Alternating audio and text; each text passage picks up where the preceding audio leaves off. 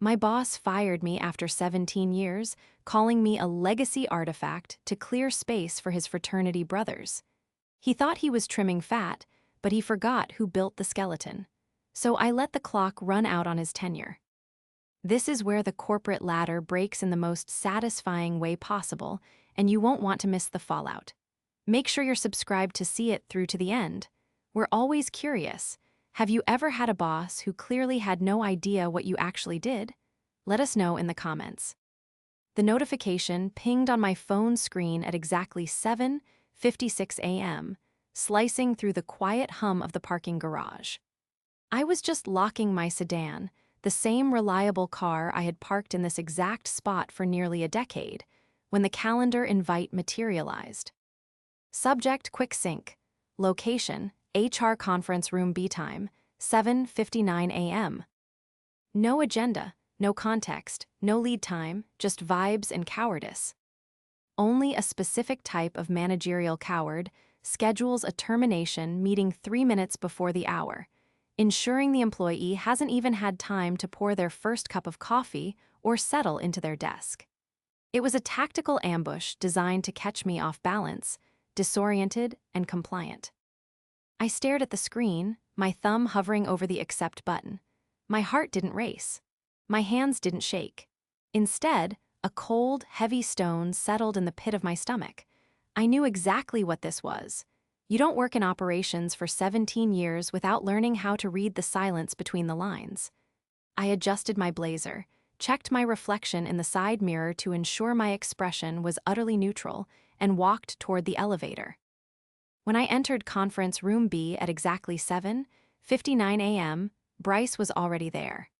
He was sitting at the head of the table, his legs crossed at the ankle, looking for all the world like he had just emerged from a yoga retreat in a tech cult. He was wearing that ridiculous 2-button suit, the one that cost more than my first car but somehow still looked cheap on him, and sipping some thick, green sludge from a mason jar. Beside him sat Melissa, our HR director. She looked like a hostage. Her eyes were wide, darting between me and the door, and she offered a tight, pained grimace that was supposed to be a smile. I gave her a nod. She didn't return it. She just looked down at her notepad as if the secrets of the universe were scrawled in the margins. "Jennifer," Bryce said. He didn't stand up. He didn't offer a hand. He said my name as if it tasted sour, like curdled milk he was anxious to spit out. I remained standing, placing my purse on the chair opposite him but not sitting down. "Bryce, Melissa, to what do I owe the pleasure of a 7:59 a.m. sync?" Bryce set the mason jar down with a wet thud. He clasped his hands together, leaning forward with a practiced expression of mournful necessity. It was the face of a man who had rehearsed this speech in the mirror while listening to a podcast about ruthless efficiency. "We've been doing a lot of deep dive evaluations regarding our organizational strategy," he began, his voice smooth and utterly hollow. "We're pivoting hard toward a leaner, more agile methodology, and after a lot of difficult discussions." Here he actually smiled. It was a fleeting, terrifying twitch of the lips. The bastard was enjoying this. "We've decided to sunset your role as part of our modernization initiative." Sunset. He used the word like I was a software update that was no longer compatible with the latest operating system. Like I was a failed email campaign or a redundant server node. I blinked once. That was it. No tears, no gasps. I just tilted my head slightly, observing him the way a scientist observes a particularly fascinating mold culture. "Sunset," I repeated, my voice flat. "Is that what we're calling it?" "We really appreciate your historical contributions," he added quickly, dragging out the word historical until it felt like an insult. He made it sound like I was a fossil he had discovered gathering dust in a filing cabinet, something curious but ultimately useless. But it's important for high-end systems to stay relevant in today's landscape. We need fresh energy. We need synergy. There it was, the buzzword, the final nail. He wasn't just cutting costs. He wasn't just making a strategic adjustment. He truly believed that my experience was an anchor holding his genius back. He looked at me with a pitying glint in his eyes, expecting me to beg or scream or demand an explanation. "Consider this your final lesson," he said, leaning back and spreading his arms as if bestowing a great wisdom upon me. "In this industry, you either evolve or you expire."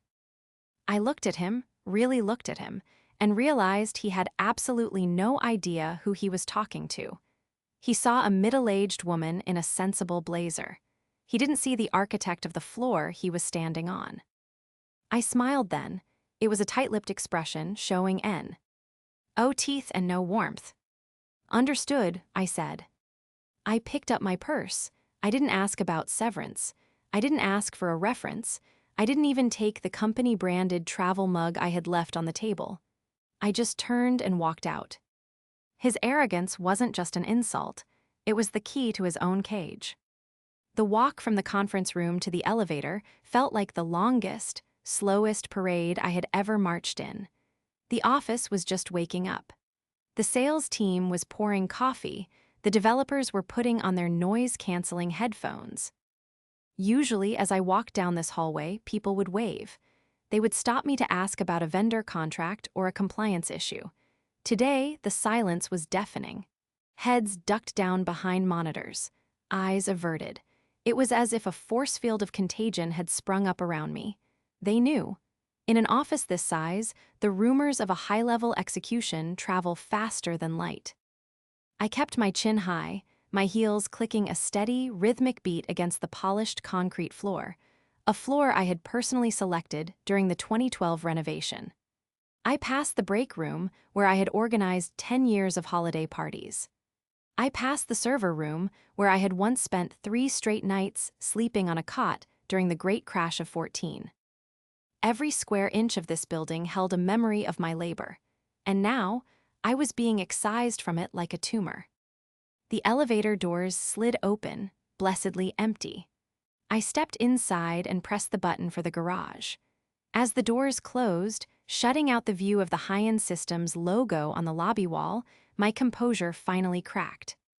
My knees buckled just for a second, and I had to lean against the cold metal railing. My breath hitched in my throat, a jagged, painful gasp. The humiliation burned hot under my skin. Historical contributions, the audacity of it, the sheer, unadulterated disrespect. But as the elevator descended, the heat of the anger began to cool into something harder, something sharper. I reached into my purse and pulled out my phone. My hands were trembling, but my fingers were precise. I opened my banking app. There it was, a pending deposit from High-End Systems payroll. Final settlement.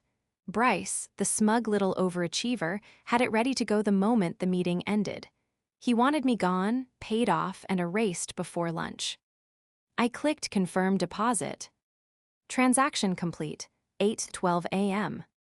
That timestamp mattered. It mattered more than Bryce could possibly comprehend. I got into my car, shut the door, and let out a scream. It wasn't loud and it wasn't primal. It was a short, guttural burst, like steam escaping a cracked pipe.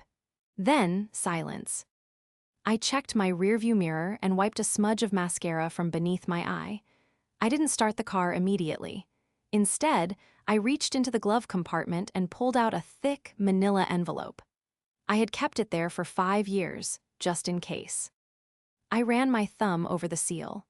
Inside was a 19-page document, drafted on heavy bond paper, the kind that feels authoritative in your hands. Bryce thought he had won because he held the title. He thought the CEO chair gave him omnipotence, but he had forgotten one crucial thing about the man who built this company and the woman who helped him do it. We were paranoid. We were meticulous. And we built trapdoors in the foundation that only we knew how to open. But they had forgotten one crucial thing, I whispered to the empty car, the ghost of a smile touching my lips. You never fire the notary. I started the engine. I wasn't going home to cry into a tub of ice cream. I had an appointment.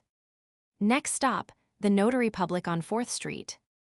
The drive was a blur of traffic and red lights, but my mind was crystal clear. I ran through the checklist mentally. Step 1, termination event, complete. Step 2, severance noncompliance, complete. Bryce hadn't offered the specific board-approved package, he just wired a standard payout. Amateur. Step 3. Execution of the clause. I pulled up to the strip mall where the notary office was located. It was a humble little shop, sandwiched between a dry cleaner and a vape store. It was the last place anyone would expect a corporate coup to begin. The notary, a woman named Linda who had known me for years, looked up as I entered. She saw the set of my jaw and the envelope in my hand.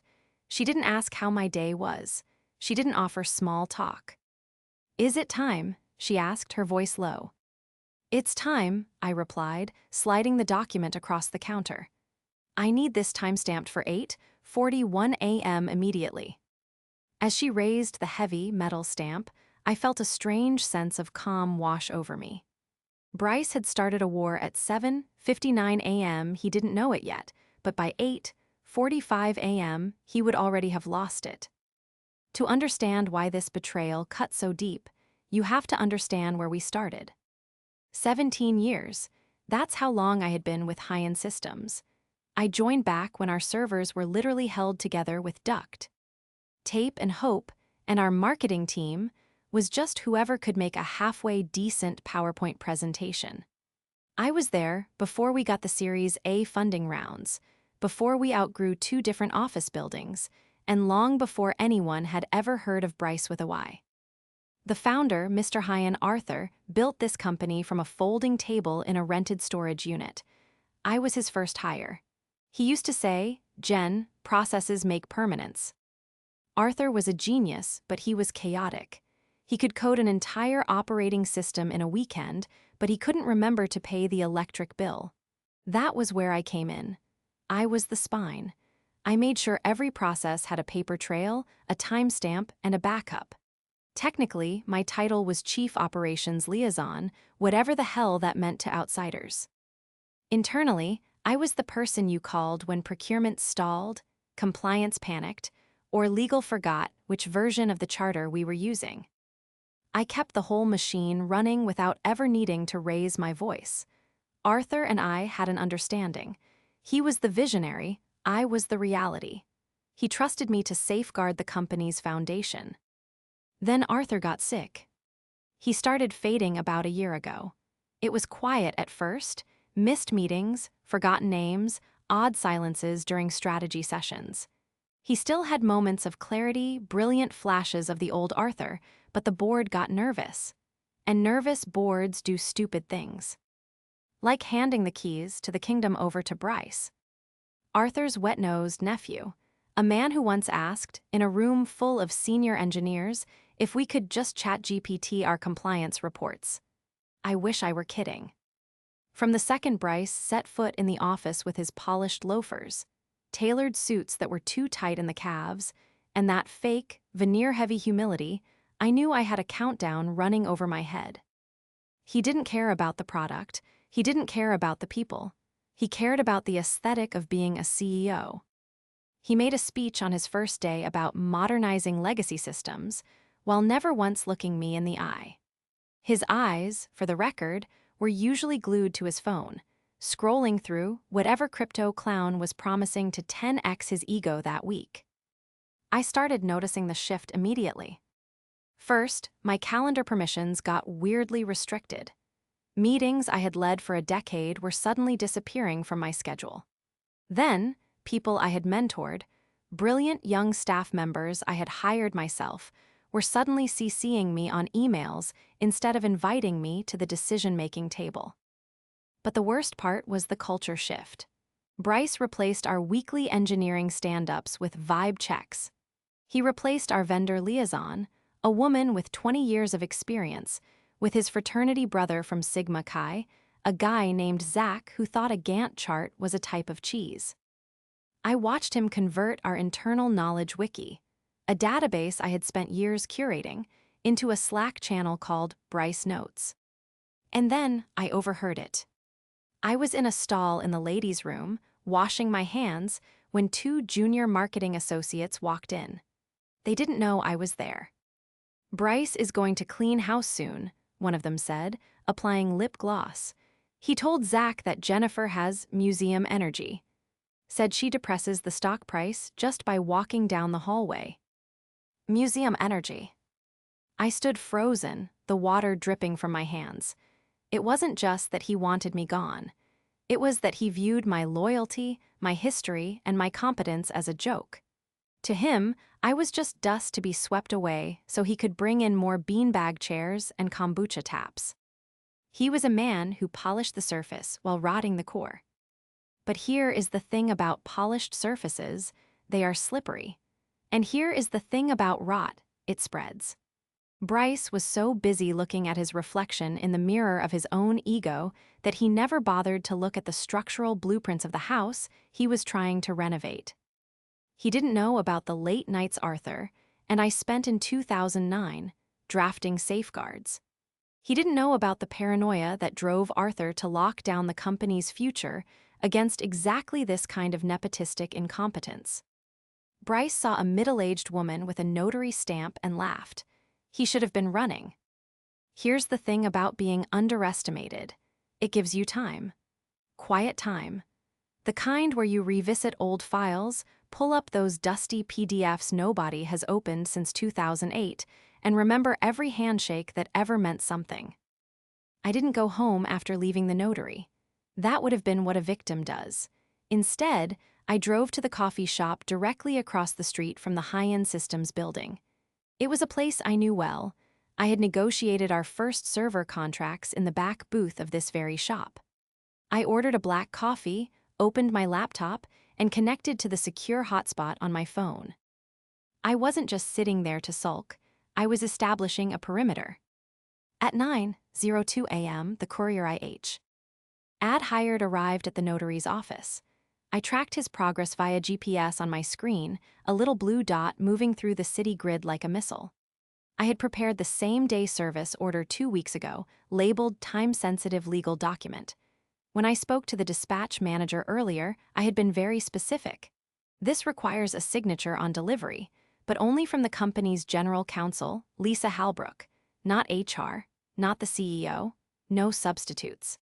I watched the blue dot pull up to the loading dock of the building across the street.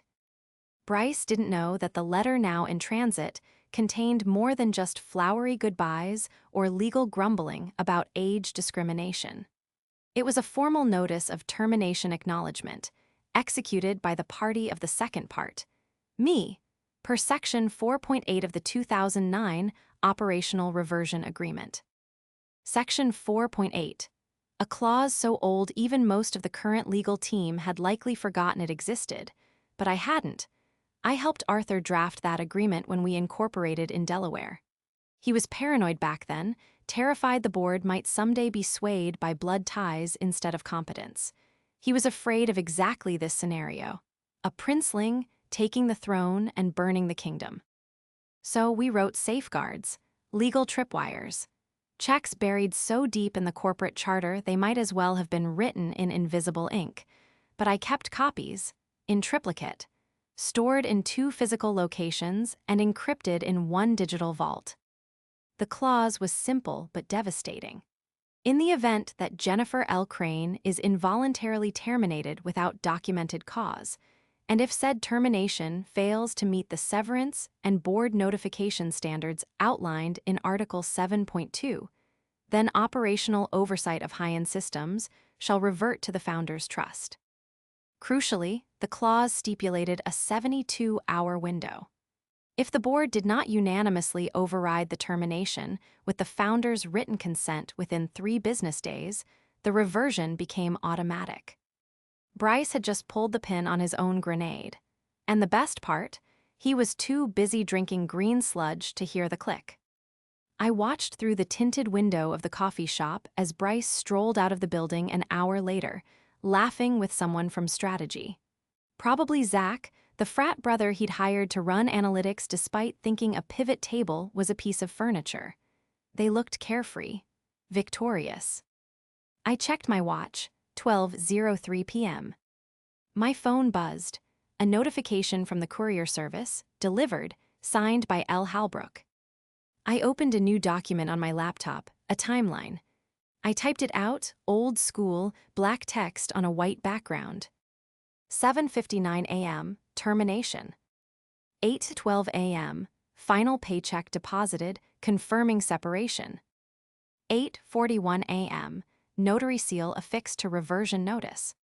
9:02 a.m., courier dispatched.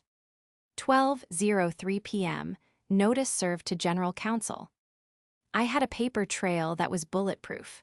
Timestamps, emails, tracking confirmations, even a recorded voicemail to my personal counsel noting the event, all within the window. Now I just had to wait. That evening, sitting in my home office, which was really just a converted guest room with a window seat and a beat-up desk, I received the first signal that the arrow had landed. It was a single-line email from Lisa Halbrook. Subject, clarification required. Please confirm whether you have executed the reversion clause as outlined in Article 4.8 of the 2009 Charter. We are in receipt of your notice. Lisa was sharp. She was the only person in that building, other than me, who actually read the fine print. She knew exactly what Section 4.8 meant. She knew it wasn't a bluff. I replied immediately, keeping it professional. Executed, time-stamped, and delivered as required, effective as of today. I signed it warm regards because nothing unnerves a lawyer more than politeness in the face of litigation. Then I sat back, opened a pack of saltines, and watched the Slack notifications pile up on my burner phone. Yes, I still had access. Or rather, Jennifer Crane didn't have access, but a certain test account I had created 5 years ago for system diagnostics, user ID, admin ghost, had never been deactivated. Bryce's modernization had missed it completely because it wasn't listed on the active HR roster. The whispers had begun. General Bryce Hyan, spring cleaning baby, out with the old. Attached, a gif of a broom sweeping dust. Reaction, fire from Zach. Reaction, clapping hands from Kyle, the new head of organizational vibes. I stared at the screen. Spring cleaning. That's what he called firing the woman who had negotiated the lease on the building he was sitting in. Then, a forwarded message popped up from a private WhatsApp group I had with a few loyalists. Patris Payroll Manager. He just ordered a catered lunch for the exec team, poke bowls and kombucha. He's toasting to removing legacy friction. Jen, I'm so sorry. Me, don't be sorry, just watch. Inside. The executive wing, the confrontation I had engineered was taking place, though I couldn't hear it. I could only infer it from the sudden silence that fell over the legal channel. According to my timeline, Lisa would be walking into Bryce's office right about now. She would be sliding that notification across his mid-century modern desk. I imagined the scene, Bryce, mid-bite of his avocado toast, waving a dismissive hand. Legal flag something? Whatever. We sunsetted that clause years ago. Let compliance run in circles if they want. That was his fatal flaw. Arrogance. He assumed that because he declared something obsolete, the law agreed with him. He didn't understand that a contract signed in 2009 didn't care about his 2025 vibes. He wouldn't fight it yet. He would ignore it. He would think it was just me, the bitter ex-employee, throwing paper airplanes at a tank. The admin ghost account showed a new channel creation, Project Future Forward. Bryce invited Zach and Kyle. Bryce, legal is whining about some old paperwork Jennifer sent over. Don't worry about it. Just noise. We're full steam ahead on the rebrand. Zach, lol, boomer energy. Imagine trying to sue your way back into a job. I took a screenshot. I saved it to a folder titled Ignition Files. I'm not suing my way back into a job, Zach, I murmured to the empty room. I'm repossessing the house. The thing about watching a building collapse from the outside is that it's quieter than you'd expect. There's no dramatic fireball, no sirens. Just little cracks spreading through the concrete while everyone inside keeps sipping their kombucha and pretending nothing is wrong. By Thursday, 48 hours post-termination, the cracks were becoming canyons. Bryce, emboldened by his perceived victory and my silence, decided to accelerate his clean sweep. At 10:00 a.m., I received a frantic text from Patris. Patris, he just fired me. Security is escorting me out. He said he's outsourcing payroll to an app. My stomach clenched. Patris. She had been with us for 8 years. She had built our onboarding framework from scratch while pregnant with twins. She brought me soup during flu season in 17. And now, she was being escorted out like a criminal because Bryce wanted to save a fraction of a percent on overhead. That one hit me harder than I expected. It wasn't just strategy anymore, it was personal. By noon, 3 more senior staffers were gone. The VP of Vendor Relations, the systems manager, all replaced by interim consultants, aka Bryce's college buddies. The internal Slack was a bloodbath of forced positivity. Bryce was posting videos of himself pacing around the office, talking about disruption and lean operating models. Bryce video caption, "Legacy doesn't equal loyalty. We're building a future, not worshiping a past. Keep your energy clean." Someone else captioned one of his videos with, "This is what happens when a LinkedIn post grows legs and walks into your office." I nearly choked on my coffee. Even in fear, the staff had humor. But the investigation, my remote forensic audit, was yielding gold. Through the admin ghost account, I accessed the shared drive logs. Bryce wasn't just firing people, he was deleting history. I saw bulk deletions of archived project folders. He was erasing the legacy data to make his new systems look more efficient. Then came the smoking gun. Late Friday afternoon, I got an alert. My online access to the company's internal HR portal briefly reactivated. Not full access, just a window, long enough for me to glimpse a modified file. They were trying to backdate my termination notice. The official file now read Monday instead of Tuesday. They were trying to shift the timeline to make it look like the 72-hour window of the reversion clause had already expired before I served notice. Amateurs. Here is the problem with rewriting history when the historian kept receipts. I had the time-stamped check deposit. I had the notarized courier slip. I had the signed delivery confirmation. I forwarded the screenshot of the backdated file to Lisa Halbrook's personal email, not her work one. Subject: do not be complicit. I see the metadata change on the termination file, Lisa. That is fraud. You are a good lawyer. Don't go down with the ship. 10 minutes later, the file was reverted to its original date. Lisa had drawn a line. She was terrified, and rightfully so. The 72-hour deadline was approaching. The weekend would count as tolling time, meaning the clock paused, but the panic would simmer. Monday morning, the board meeting. I wasn't in the room, but I had eyes there. My old assistant, Sarah, was still the scribe for board minutes. She had a habit of leaving her laptop microphone on dictation mode, which, if one happened to have the right IP address, well. I sat in my home office, headphones on, listening to the audio stream. The meeting started innocently enough. Bryce was W. Axing poetic about vertical growth via decentralized strategy. "Team," Bryce said, his voice tinny through the microphone. "We're shaking things up. No more institutional drag. We're high in two." Then a shuffle of papers, the distinct sound of a heavy file hitting the table. "Sorry to interrupt," Lisa Halbrook's voice cut through the buzzwords like a razor. "But we have a situation that cannot wait until any other business." "Bryce," she continued, her tone icy. "A document came in on Tuesday. You dismissed it. I have spent the last 3 days reviewing the validity of the clause referenced in it." "Oh God, the Jennifer thing," Bryce scoffed. "Lisa, seriously, we sunsetted that." "We sunsetted the templates," Lisa corrected, her voice rising slightly. "Not the governing documents. Section 4.8 is active. It was reaffirmed during the 2018 compliance cycle, signed by Arthur Hyen." "So what?" Bryce laughed nervously. "She found a loophole. Give her a few extra grand in severance and make her go away." "It's not a loophole, Bryce," Lisa said. "It's an execution notice. The clause states that if she is terminated without board approval, which she was, operational control of high-end systems reverts to the founder's trust within 72 hours.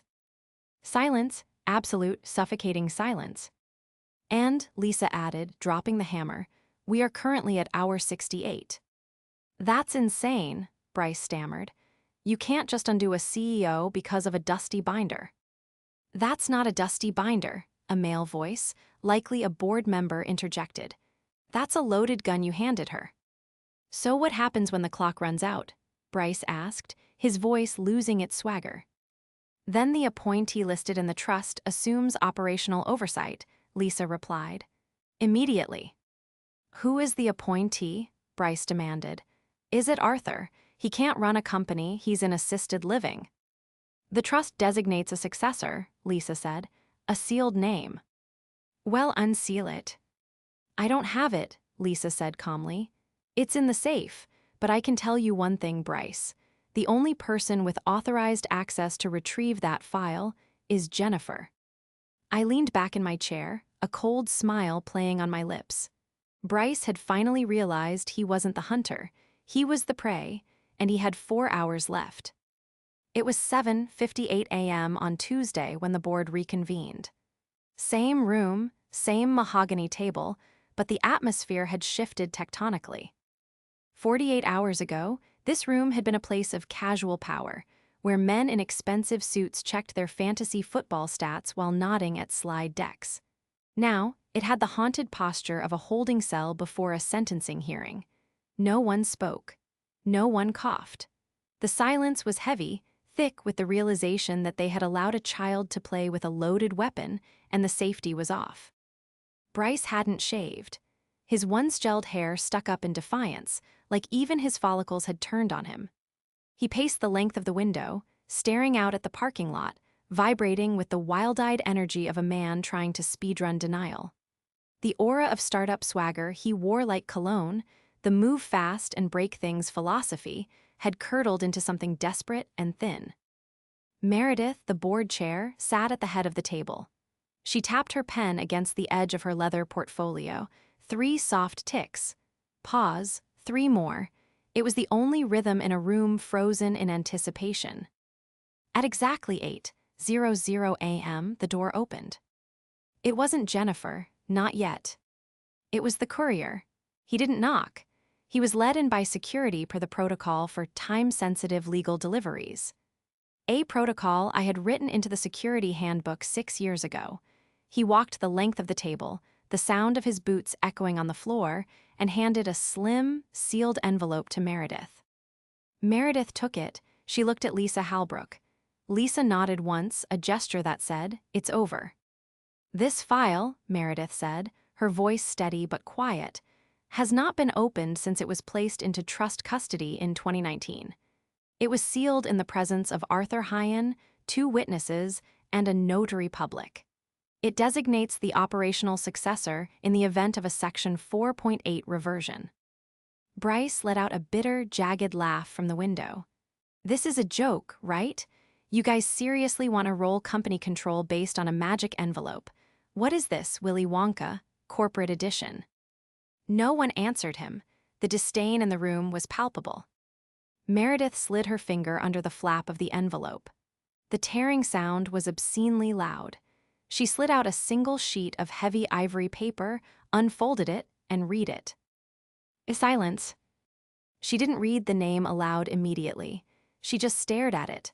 Her brow creased, not in confusion, but in recognition, a sudden, sharp exhale, almost like a cough that caught on a memory. She passed the paper to the board member beside her. One by one, the sheet made its quiet, devastating pilgrimage around the table. Bryce couldn't take it anymore. E stormed over to the table, slamming his hands down on the mahogany. "Can someone just say it? Who is it? Is it Arthur's lawyer? Is it some bank trustee?" Meredith finally looked up at him. Her face was unreadable, masked by the cold professionalism that defined her career. "It's Jennifer L. Crane." The words fell like stones into a frozen lake. No splash, just a long, deep crack that kept spreading. Bryce actually stumbled back a step, as if the oxygen had been sucked out of his lungs. He looked at Lisa, then at Meredith, his eyes wide and uncomprehending. No, no, that's not possible. She was just operations. She was a glorified secretary with a notary stamp. She was trusted, Lisa said quietly. You knew I suspected it, Bryce, but I didn't know for sure until this moment. Arthur didn't trust the board, and he certainly didn't trust his family. He trusted the spine. You're telling me I fired the woman who is now legally in control of this company? Bryce's voice cracked, rising an octave. Yes, Meredith said, closing the folder. That is exactly what you did. We can override it, Bryce shouted, looking around the room for allies. We can vote, right now, motion to annul the clause. No override without Arthur's written consent, Lisa interrupted, her voice like a gavel strike. And as you've been reminded, Jennifer is the only one with trust access. If he is lucid, and if he chooses to write something different, it has to go through her. The clock on the wall ticked, 8:05 a.m. She's here, the security guard at the door murmured into his radio earpiece. Bryce laughed nervously. So what now? She just waltzes in wearing a cape? Is she going to give a speech? The double doors swung open. I stepped in. I wasn't wearing a cape. I was wearing my black suit, the one I saved for board audits and funeral services. It was sharp enough to cut glass. My old high-end systems badge was clipped neatly to my lapel. In my hand, I held a single flash drive, the same battered USB stick I had carried back when I managed contracts tighter than Fort Knox. I didn't stop, I didn't nod, I didn't smirk. I walked past Bryce without even acknowledging his existence. I walked straight to the head of the table. Meredith stood up and moved to the side, yielding the chair. I sat. The silence that followed wasn't awkward. It was reverent. It was the kind of silence you give to a surgeon before the first cut. I placed the flash drive on the table. Jennifer Crane has assumed operational oversight under Section 4.8 of the Operational Reversion Agreement, Meredith announced formally. Effective immediately. She turned to Lisa. Legal concurrence. Lisa nodded. Clause executed. Chain of command has shifted. Motion to acknowledge and enter this change into the governance record, Meredith said. All in favor. Hands rose, one by one, every single board member, even the ones Bryce had taken to golf dinners. All opposed. No one moved. Bryce stood there, isolated, a man on an island that was rapidly sinking. You can't be serious, he whispered. You're just going to hand her the keys? This is my company. My name is on the building. I finally looked up. I didn't smile. My expression was one of absolute, terrifying calm. I opened the flash drive, connected it to the port in front of me, and waited as the screen on the wall came to life. A company-wide message populated the main dashboard. Title, Steady Hands, Clear Eyes. Below it, a simple paragraph about continuity, integrity, and respect for the values high-end systems was built on. It announced the immediate reversal of all recent structural changes. It didn't need my name. Everyone already knew. Security entered the room, two large men in blazers. They didn't look at me, they looked at Bryce. Bryce took a step back, his face draining of color. Don't bother, he spat, his voice brittle. I'll go. He turned to me, his eyes filled with a mixture of hatred and grudging awe. You really think you won, don't you? You think this makes you important. I stood up slowly. I walked around the table until I was standing right in front of him. I reached into my folder and pulled out a single sheet of paper. This is your separation agreement, I said softly. It's already prepared, already signed by the board. It includes a standard severance package, the same one you gave me, down to the cent. He stared at the paper, his hands trembling as he took it. I leaned in, just slightly, close enough that only he could hear me. Bryce, I whispered, nepotism is cute until it hits the charter. I stepped back. Consider that your final lesson. The walkout was different this time. When Bryce left the building 10 minutes later, escorted by security, there was no applause. There were no jeers, just the quiet, rhythmic clicking of keyboards as people went back to work. He carried a cardboard box containing his mason jar and a stack of unread management books. He looked smaller than I remembered. Back inside, I didn't celebrate. I didn't pop champagne. There was too much work to do. The first thing I did was pick up the phone. "Patris." There was a long silence on the other end of the line, followed by a wet sniffle. "Jen, is it true? I saw the email." "It's true," I said, looking out the window at the city skyline. "I need you back. Today, double your previous salary and full benefits reinstatement effective retroactively." I'm in the car," she choked out. "I can be there in 20 minutes.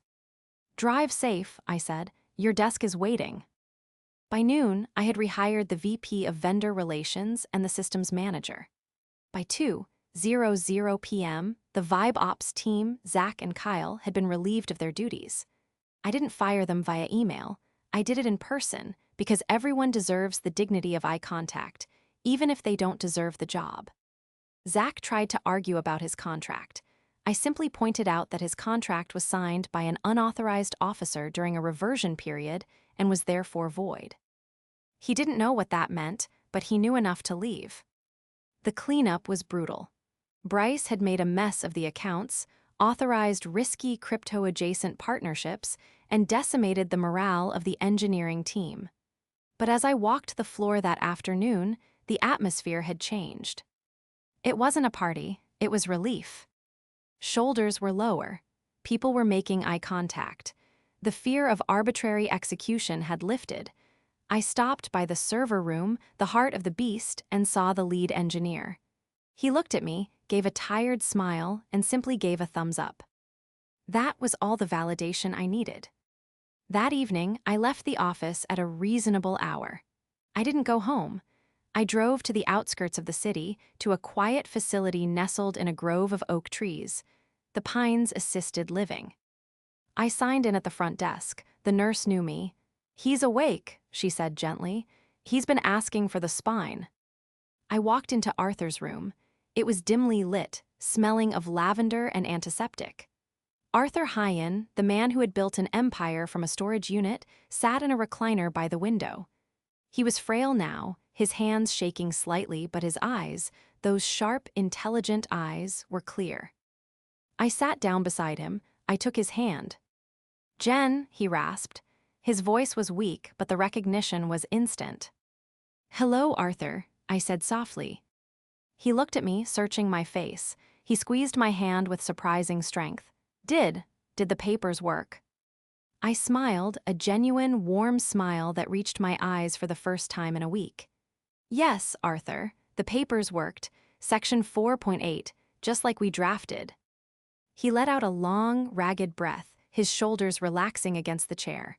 I knew he wasn't ready. The boy, too much polish, not enough steel. "We fixed it," I assured him. "The foundation is safe." "You," he whispered, pointing a trembling finger at me, "you kept the house standing." "I just followed the process," I said, fighting back tears. "No," he shook his head slowly, "you are the process." I stayed with him until he fell asleep. Driving home that night, I thought about Bryce's final words to me. "You think this makes you important." He was right about one thing. It didn't make me important in the way he understood importance. Fame, magazine covers, viral tweets. But importance isn't about how loud you shout. It's about what you hold up when the ground starts shaking. Bryce is currently facing a lawsuit from 3 different vendors for breach of contract, and I hear his synergy consultancy is struggling to get off the ground. As for me, I'm back in my office. The real one, not the supply closet. I have a company to run. And the first thing I did was update the notary log. Because if there is one thing I've learned, it's that you never know when you might need to prove exactly who owns the ground you stand on.